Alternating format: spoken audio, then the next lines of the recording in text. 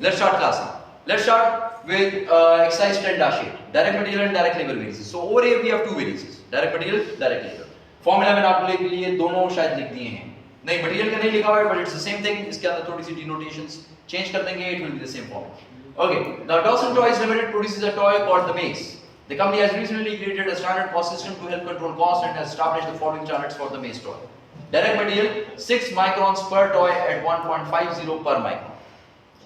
अब मैंने आपको पहले कहा था कि हर क्वेश्चन में इतना सिंपल डेटा इतना सिंपल नहीं होता कि मार्कर है और प्लास्टिक है, ठीक है? चीजें ऐसी होंगी जो कि थोड़ी सी डिफरेंट होंगी.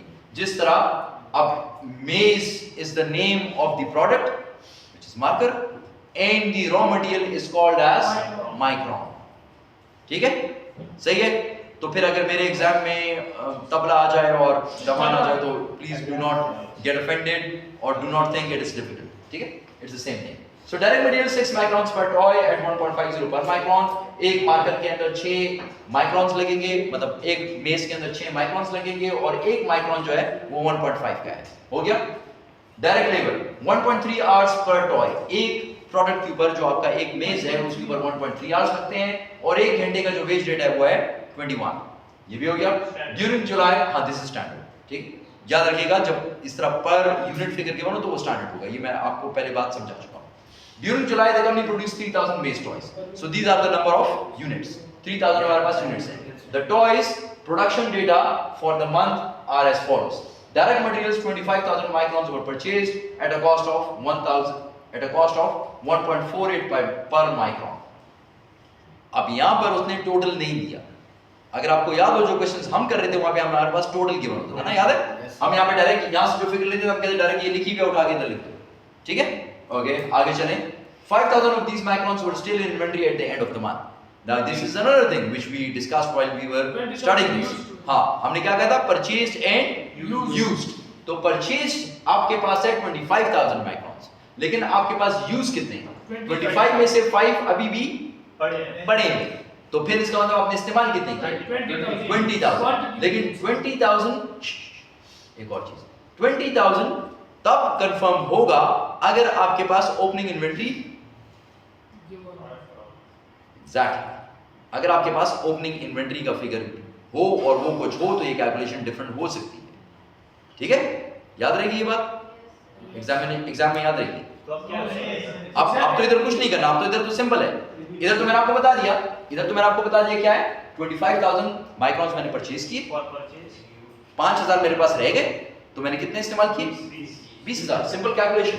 Opening inventory is given over here, नहीं? So we assume it is 0 plus purchases given over here. Yes sir. कितना? 25,000 and closing minus closing is 5,000. So that means I've used 20,000. Simple calculation. Yes sir. Simple calculation. लेकिन अगर exam में मैं यहाँ पर कह दूं 10,000 Plus तो फिर this one would be 30,000. 10 plus 25. 35 minus 5 30. Got the idea class? याद रहेगा एग्जाम के लिए. Okay good. ओके आगे चलें. Direct labour 4,000 direct labour hours were worked eight a cost of 88,000. अब देखें यहाँ पर ये बात आ गई. आपके पास 4,000 डायरेक्ट लेबर आवर्स तो गिवन है लेकिन रेट गिवन नहीं है, और रेट की वजह उसने क्या किया कि 88,000 आपको टोटल दे दिया है. तो अगर आप रेट को फाइंड आउट करेंगे तो आप 88,000 divide by 4,000. Got the idea? अब इससे मुश्किल क्या है ब्राइन? कुछ भी नहीं. अच्छा नीचे करें दोबारा. मैं इस सबको आपको लिख के दे रहा हूं कि ये कौन कौन सी चीजें हैं. ठीक है, सबके साथ लिख के दे देता हूं ताकि आपको मसला ना आए. हमने यहां से स्टार्ट किया 6 माइक्रॉन्स पर toy. This is your standard what? Standard quantity. This is standard price. ठीक, दिस इज स्टैंडर्ड आवर्स और time. This is standard rate.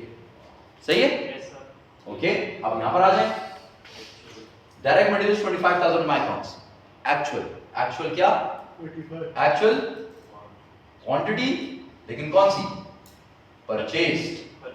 ठीक है, परचेज यूज इस क्वेश्चन में अलग अलग है, इसलिए एक्चुअल क्वांटिटी के साथ परचेज लिख दें ताकि आपको गलती ना हो. यानी परचेज इस तरफ जो आप यहाँ पे जो आप लोग लेंगे equals average price into actual price into actual quantity. ये जो क्वांटिटी आप लेंगे ये वाली क्वांटिटी ये परचेज की है, यानी ये जो 25,000 है वो यहाँ पर लेंगे। ठीक है, ओके।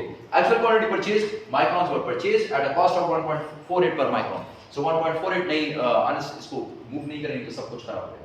ठीक है, 1.48 per micron. So this 1.48 is actual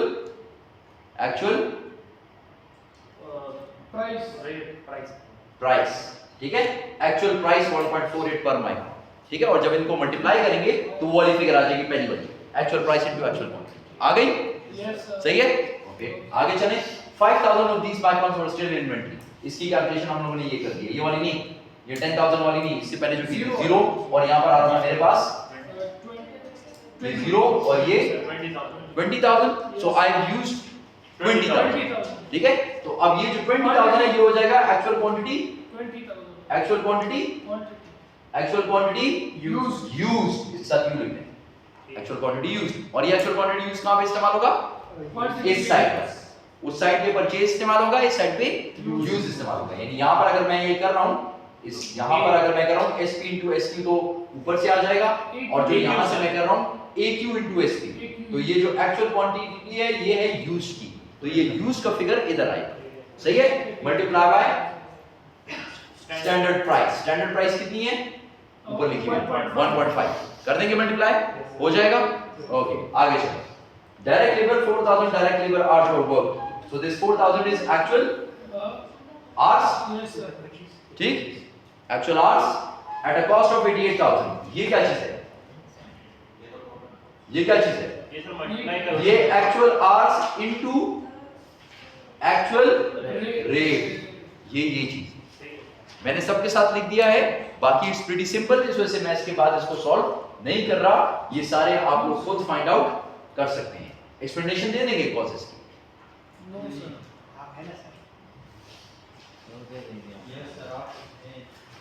okay, मैं कब तक रहूंगा? हाँ, मैं कब तक आपके काम में? हमेशा जिंदगी हमेशा के लिए नहीं है। Try to understand. जब तक जिंदगी है तब तक। ओके, अच्छा, और से अब explanation of the possible causes देखें, सुने। ये प्राइस वेरिएंस है। प्राइस वेरिएंस के लिए कौन रिस्पांसिबल है? Direct material price variance, purchase manager. ठीक, ये है डायरेक्ट मटेरियल क्वांटिटी वेरिएंस। इसके लिए कौन रिस्पांसिबल है? Production manager. ओके, ये रिस्पांसिबल है। लेकिन अब जाते हैं, ये तो ऑब्वियस है, अब जाते हैं अगर चीजें अगर चीजें उल्टी हो जाएं। इसका मतलब ये हुआ कि इसकी गलती नहीं थी, आपके पास क्या पॉसिबल हो सकता है? सर वो मटेरियल चीप लिया हो। मटेरियल चीप तो ये लेगा ना, तो इसकी वजह से खराब क्या होगा? ये खराब होगा। तो अब गौर से सुनिए, obvious production manager is responsible for direct material quantity variance, but if the quality of raw material is cheap, so this variance would be unfavorable, and then purchase manager would be responsible। समझ आ गई? Quality, अगर quality का issue हो तो फिर purchase manager is responsible. एक और बात बताई थी आपको, एक और बात क्या थी? रॉ मटेरियल की क्वालिटी तो हो गई, एक और बात बताई थी, मशीन खराब। लेकिन वो तो लेट अगर परचेज होगा तो वो उस तरफ जाएगा ना।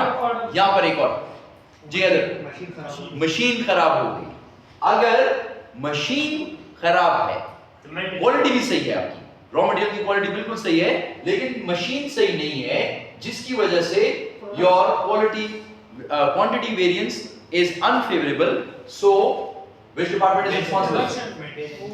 Maintenance, not production। सही हो गया? अब इस तरफ आ जाए।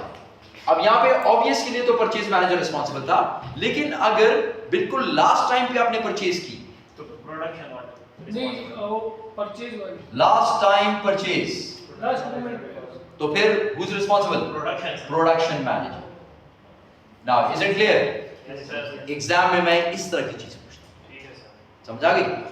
क्वेश्चन उस तरह का पूछता हूं जो इससे पिछला वाला था और रीजन इस तरह के पूछता हूं जिस क्वेश्चन। ये तो गलत है। Okay stop. Thank you sir, अभी ब्रेक आप लोगों ने किया क्या? सर ये 10 मार्क सर 2 2